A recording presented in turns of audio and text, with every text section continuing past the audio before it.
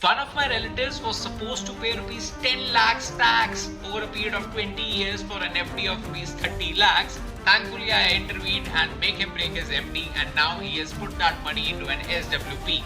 Now let us try to understand why that SWP is better than having an FD in place.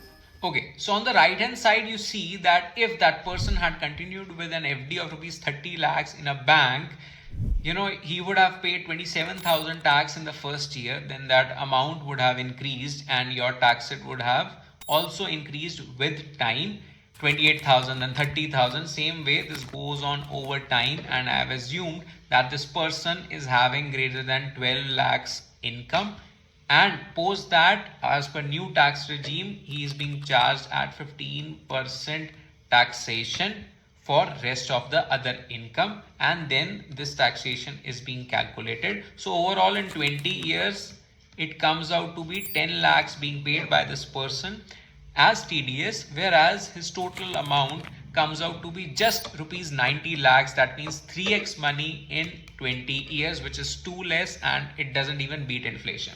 Whereas on the opposite side, we talk about SWP in an equity oriented mutual fund. You can pick up flexi cap funds, or you can pick up balance advantage funds, generally known as BAF, for such purposes. And if you would have started with 30 lakhs amount in 2025, you can start now as well and assume 12% rate of return over the course of years. But if you just pick up like HDFC Flexi Cap Fund or HDFC Balance Advantage Fund, they have delivered more than 15% returns on a CAGR basis over a 10-year period. So I am assuming on a very conservative basis 12% returns. If you do that maths, and also I have assumed that you do a withdrawal of 12,000. So you do a withdrawal of 12,000 per month in the first 5 years. After that, you increase that withdrawal amount to 18,000 per month for the next 5 years. And for the further 5 years, from 18,000 you make it 24,000 per month. And for the last set of 5 years, you make it 30,000 per month you withdraw. Still, your capital comes out to be at the end of 2045, which is 20 years, 1.4 CR is still there in your mutual fund, whereas you have already utilized or withdrawn these 12,000 per month, then 18,000, then 24,000, and 30,000 per month. You have withdrawn close to 51 lakh rupees. 50 lakh आप निकाल चुके already.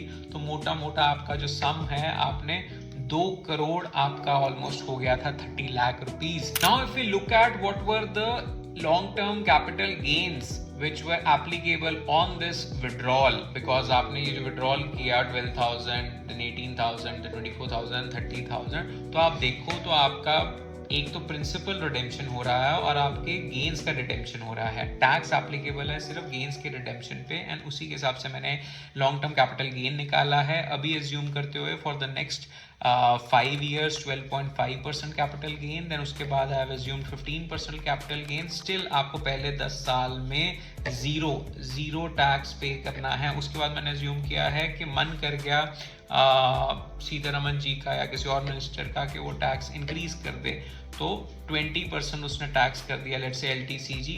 उसके हिसाब से मैंने ये numbers निकाले हैं अगले 5 साल के, एंड उसके बाद के लास्ट 5 years में मैंने और इंक्रीज कर दिया. मैंने कह दिया 25% तक LTCG हो गया है. तो ये नंबर्स निकाले हैं, मोटा मोटा निकल के आता है कि आपको 1.2 lakhs, यहाँ पे दोबारा लिख रहा हूँ मैं, 1.2 लाख सिर्फ आप टैक्स पे कर रहे हो, और आपका पैसा कितना हो गया है, आपका पैसा क्लोज टू 6.5 times हो जाता है. So just make that choice wisely, and please stop doing too much of FDs. Just keep it for liquidity purposes as and when needed.